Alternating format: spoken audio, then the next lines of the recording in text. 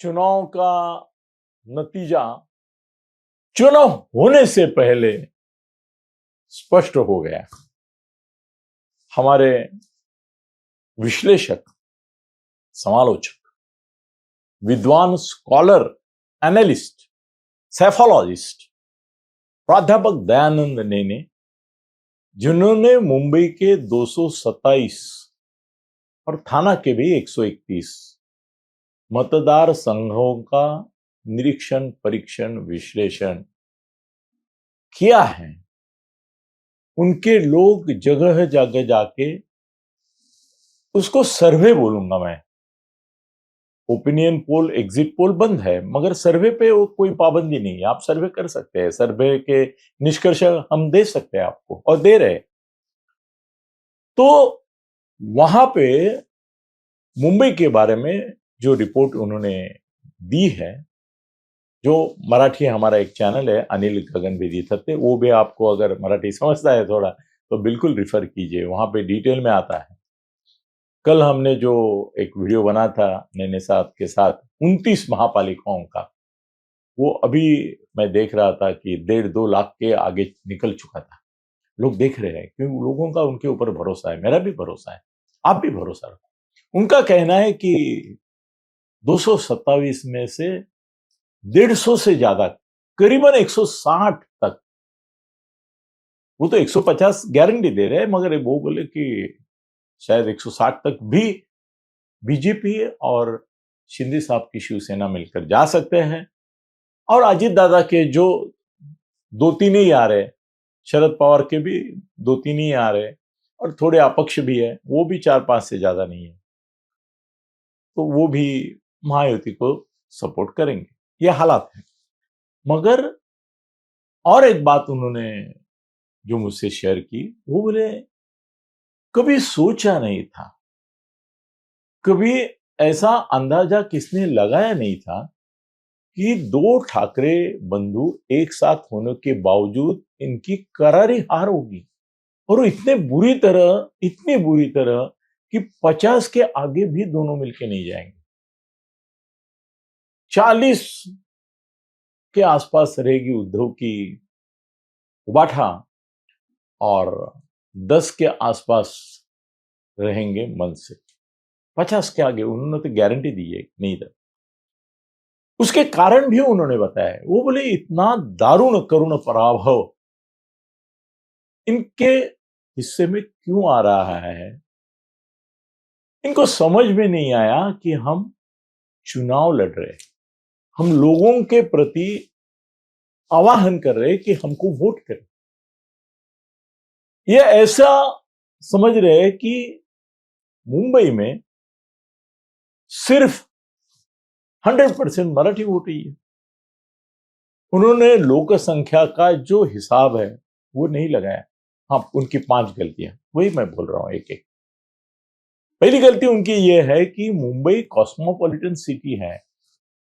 मुंबई एक cosmopolitan city है, यहां घुल मिल के मराठी, हिंदी भाषिक, गुजराती भाषिक, उर्दू भाषिक, सभी भाषाओं के, बंगाली भाषिक, देश में जितनी भाषाएं हैं उतनी भाषाएं मुंबई में हैं, बोली जाती है आपस में, अपने अपने समाज।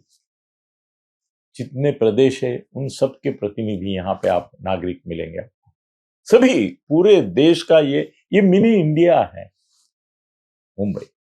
इनके समझ में नहीं आया कि हम ओवर एम्फोसिस कर रहे हैं, और मुंबई में कितना भी आप बढ़ा चढ़ा के भी बात करेंगे तो 25% से, असल में तो खुद संजय राउत ने मुझे एक बार बोला कि 18 से 22% तक नीचे गिर गए हैं, मगर फिर भी 25 और थोड़ा, और दलित वोट, मुस्लिम वोट, जो कोंकणी ये हैं, मराठी वगैरह, वो मिल करके कैसा भी करके 33-35 तक उनको ढकेल रहे हैं। और 65-70-75% तक जो मराठी नहीं है उनकी संख्या है। ठाकरों ने, दोनों ठाकरे बंधुओं ने पहली गलती ये की कि लोक संख्या का आकलन नहीं रखा।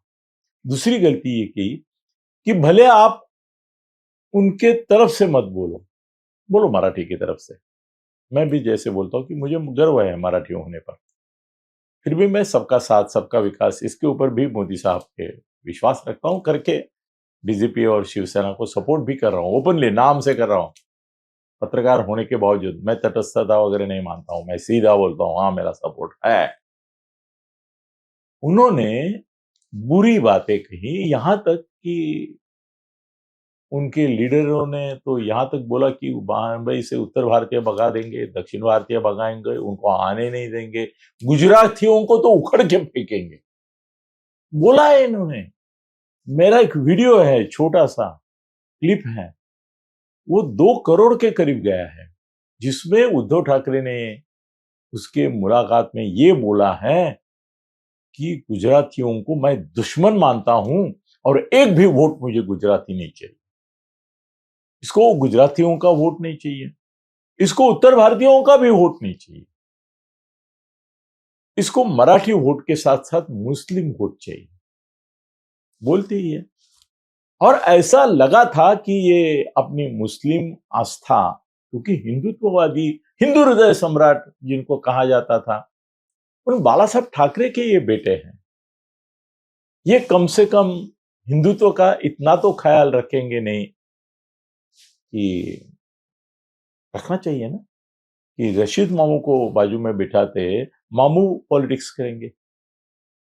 मुसलमानों के साथ इतने ओपनली जाने में उनको इन्होंने, अरे आपको बताऊं तो आपको आश्चर्य होगा, ये क्लिप अवेलेबल है यूट्यूब पे। मैं जो बता रहा हूं, मैं जो वही बातें करता हूं जो यूट्यूब पे चैनल्स के ऊपर अवेलेबल है। कल उबाठा ने जिन मुसलमानों को टिकट दिए हैं, बीजेपी ने एक भी नहीं दिया है, शिंदे साहब ने 3 दिए हैं। इन्होंने जिन मुसलमानों को टिकट दिए हैं, जिनकी संख्या उबाठा में करीबन 11 और मनसे में 3 है, उनकी एक महिला उम्मीदवार है, उसका एक कुर्ला कालीना एरिया में है, उसका एक वीडियो आया है, उसमें वो बुर्खा पहने हुए है, कुछ नहीं, इतना पट्टी खुला है, उसमें भी उसने काला गॉगल लगाया है और वो घूम रही है। मैं तो मजाक में बोला अगर इसी तरह से उम्मीदवार को उबाठा के प्रचार करना है तो 10-12 औरतें बुर्खा पहन के और चश्मा लगा के घूम सकती है, और वही उम्मीदवार करके बोली तो कौन चैलेंज करेगा, कौन बोलेगा कि आप सही हो? नहीं, छोड़ दो 10-12-15, ये सभी उम्मीदवार है, मिल रही है लोगों को। कल अगर किसी को कोई मुसीबत है तो कहां जाके क्या मिलेगा, जो अभी भी अपना बुर्खा और ये गॉगल लगा के प्रचार कर रही, मगर उबाठा को इसकी लज्जा नहीं। और एक बात हो गई कि ठाकरे बंधुओं ने फडणवीस साहब के साथ जो पंगा लिया उनको महंगा पड़ेगा। मोदी और शाह मुंबई में नहीं आए, क्यों नहीं आए? क्योंकि ठाकरे बंधुओं को मौका मिलता था कि मोदी और शाह हस्तक्षेप कर रहे हैं, मतलब 2 गुजराती एरी है उनकी, वह हस्तक्षेप कर रहे हैं। तो मोदी और शाह फडणवीस की सलाह पर मुंबई में आए नहीं, इसलिए वो एक उनका अपेक्षा थी कि वो दोनों आएंगे फिर हम और ठोकेंगे इनको, वो नहीं हुआ। मगर गुजराती लोगों में असंतोष है, और मारे हैं तो किसको मारे हैं? सादे आम उत्तर भारतीयों को मार रहा है, रास्ते पे जो बेचारा छोटा धंधा करता है उसको मारे, गुजराती को मारे, दुकानदार को मारे। इनकी हिम्मत नहीं है किसी उत्तर भारतीय उद्योगपति के यहाँ जाने की, इनकी हिम्मत नहीं है किसी बड़े व्यापारी को हाथ लगाने के, गुजराती छोटे आदमी को छलावा करते रहे और अपनी छवि बनाते रहे कि हम एंटी हिंदू भी है, क्योंकि जिनको मारा वो सभी हिंदू है। खाली उत्तर भारतीय होना दोष है, गुजराती होना दोष है। पहले तो इन्होंने बजाओ पुंगे हटाओ लुंगी किया था, अभी भी वही चल रहा है। तो ये ठाकरे बंधुओं ने गलतियां बहुत की, और ऐसा हुआ कि उनके ही एक दूसरे के खिलाफ जो वीडियो है उसका जमकर बीजेपी ने उपयोग किया कि देखो राज क्या बोल रहा है उद्धव के बारे में, देखो उद्धव क्या बोल रहा है राज के बारे में। वहां वो फंस गए। और आखिरी बात ये हो गई कि इतना पैसा कमाने के बाद, महापालिका को 25 साल तक लूटने के बाद भी इन्होंने अपना पैसा नहीं निकाला आखिर तक। उम्मीदवारों को भी तरसना पड़ रहा है, इसलिए उनका जो ये है पूरा सिस्टम, वो धुलमिल गया है, कोई ताकत नहीं उसमें, कोई ऑर्गेनाइजेशन नहीं। इन 5 गलतियों की वजह से ठाकरे हारेंगे, बुरी तरह हारेंगे और 50 के आगे नहीं जाएंगे। धन्यवाद।